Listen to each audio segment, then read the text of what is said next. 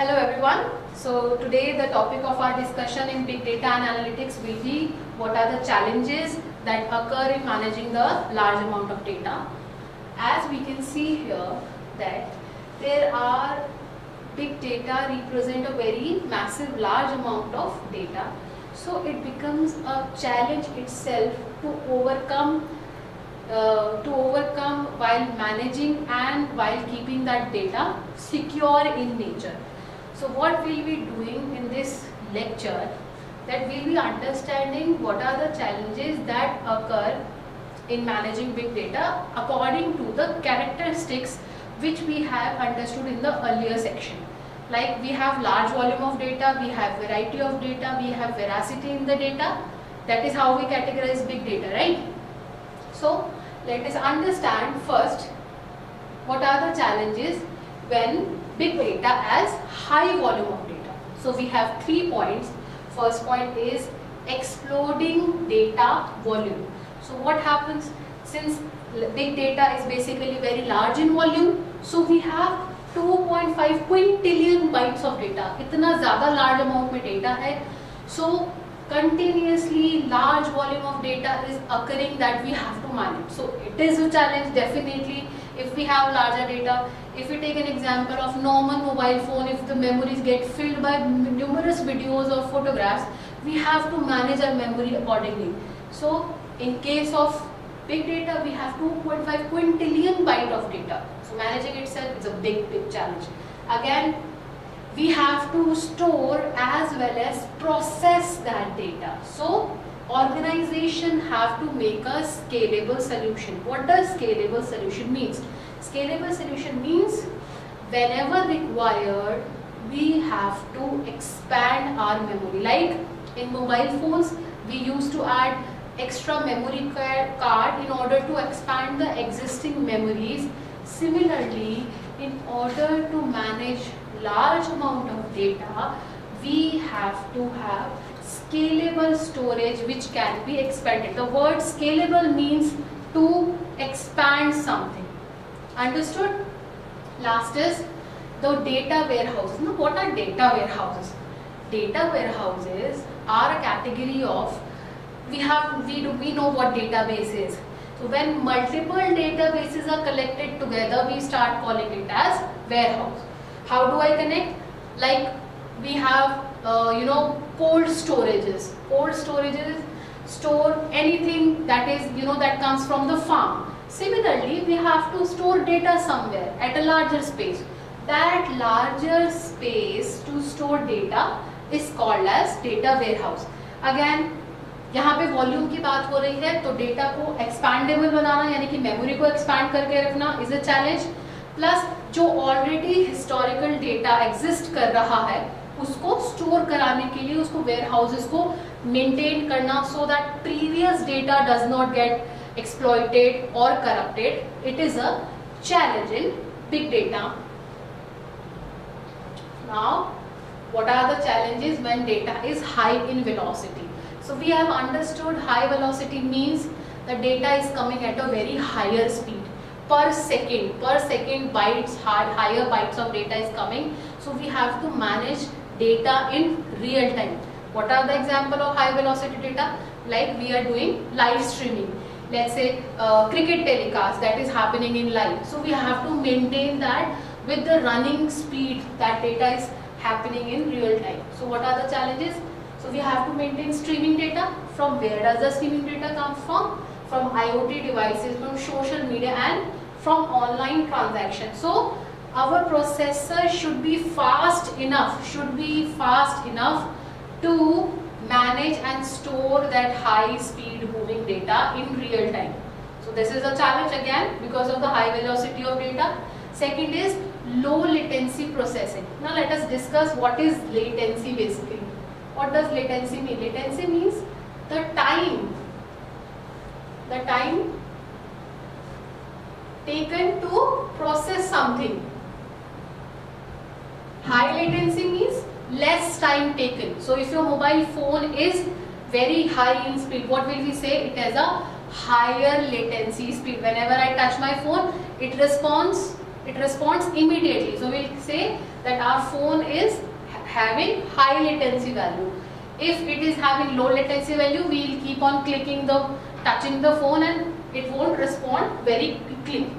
Understood? So we have processor which do not have very high speed as the real time data is approaching. So what do we have to do? We have to maintain a system that can manage high speed moving data. Processor should be fast enough. Understood? Now how do we do that? We do that using event driven architecture. What is event driven architecture? Event driven architecture means, let us take an example of a platform known as Netflix. Okay, so what do we have? We have multiple account on same ID, right? If I have made an ID on Netflix, my brother is also using, my mother is also using, my sister is also using. Understood? So we all have different recommendation platforms. So what happens when I open the app, when I open the Netflix app, I will be able to see only those selection of movies or web series that I was watching earlier according to my choices. In other case, if my brother is using the account, he will be having his own category of recommendation. So what does event driven architecture means? We have different subscribers according to their need, according to the event that has occurred previously, will be having our recommendation system according to that particular event. Event at itself, the name suggests any event that has happened earlier or that is about to happen by the clicks and by the transaction that we are doing.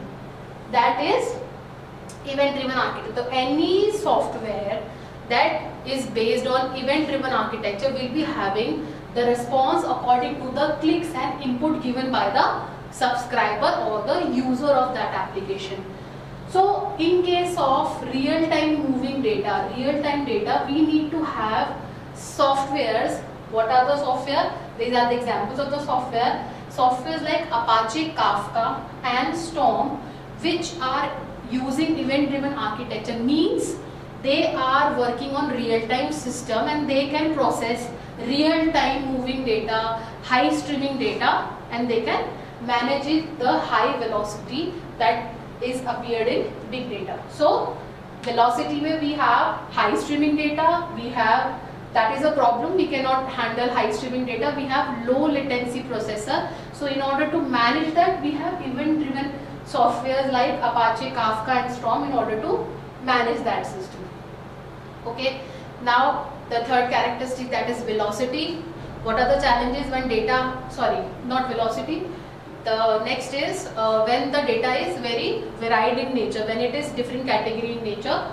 So in order to store alag-alag category of data like unstructured data, semi-structured data and fully structured data, we need to have different systems, right? So it's a challenge to manage different varieties of data, and then from that different category of data, we have to make certain summaries. We have to perform any processing over it in order to get better business decision. So integrating different category of data, the heterogeneous category of data, it is itself a challenge to manage big data architecture. Now how do we do that? How do we manage these different variety of data, this heterogeneous category of data? We have schema on read approach. What is schema? We have understood, we have read the subject database management, we know the word schema. Schema means how the data is laid out. Like we used to have serial number, name, and let's say class.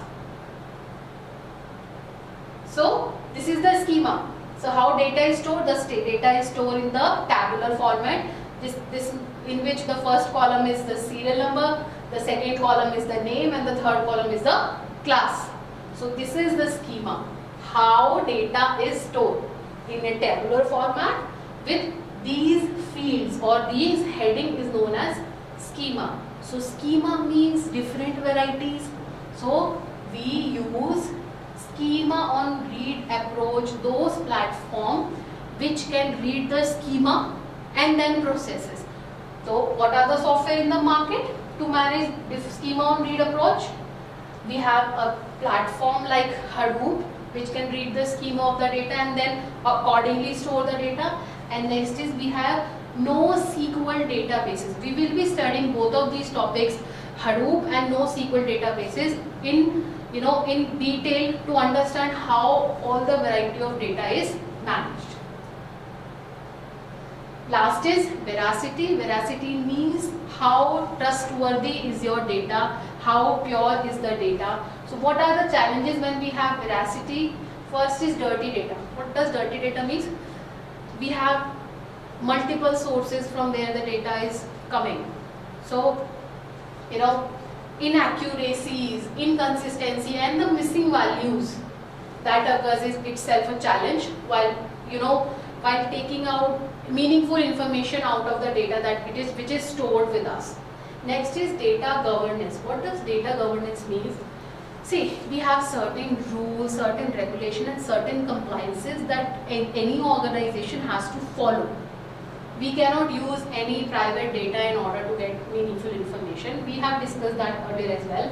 So, when veracity is in functioning, we have to follow the governance, the rules and the compliances that are introduced in order to control the privacy. Okay, advanced analytics. So how do we solve this? What does advanced analytics here means? How do we sort very large volume of data which is having the veracity? So we have machine learning applications that helps us maintaining those privacy compliances so that any person who is unauthorized in nature cannot use any data. Understood? Last is validation and auditing. How does we do in order to maintain the veracity in the data analytics side? We have certain check controls and audits. So the platforms like Hadoop, Kafka and Storm, they have inbuilt system to maintain the validity and audits so that any non-authorized person cannot access any secure data. See, nobody should be able to see my bank account transaction, which is not very, it is not authentic in nature. So anybody cannot read the data. So that is how these systems are built. The machine learning tools are built in a way which protects the data privacy. Last is main security and privacy concern. So unauthorized access we have already discussed, and breach is a critical challenge when the data is larger in amount. Smaller data easier to manage, larger data is difficult to manage. In simple words, privacy regulation, again we have discussed that in veracity as well. So the data compliance is, all the rules must be followed. All the rules that are, it depends from country to country. Every country has a different category of rule while discussing the compliances. And encryption and access control. Encryption and access control means who are the persons we decide are authorized to use certain things, and they can use a part of it. They can use complete system, and they can also use certain part of the system. Understood? Let us discuss. Robust encryption means when anything is robust. Anything is robust means it can face any challenges or any losses that occur. Any system which is robust in nature means it is sturdy. It can withstand very well in any case of failure. So let's say if there is a fire in certain bank system, so the amount that was present in your bank, that was present in your account, should not be violated because of the natural calamity that has happened. This is what robust system means. Data should be protected whatever be the condition. So we keep a copy of data in order to manage it. What does granular access means? Granular access means not giving the complete authority. Means see, if I am an account holder, I can use all the data, anything in my account. But if a person, let's say a bank employee is accessing my account data, that person only can see my amount. That amount is available, but he cannot perform the transaction. So he has the permission to see my transaction, but he cannot perform the transaction. This is what granular access control means. Not giving the control completely, but giving control to some part of any data is called granular access control. So in case of big data, we have to perform robust encryption, means there should be no hacking, there should be no attack on the system, data should be protected from any category of challenges that occur. Similarly, if a person is authorized, he or she can use complete data, or if we want to share certain part of data, so that will be considered under granular access control. Understood?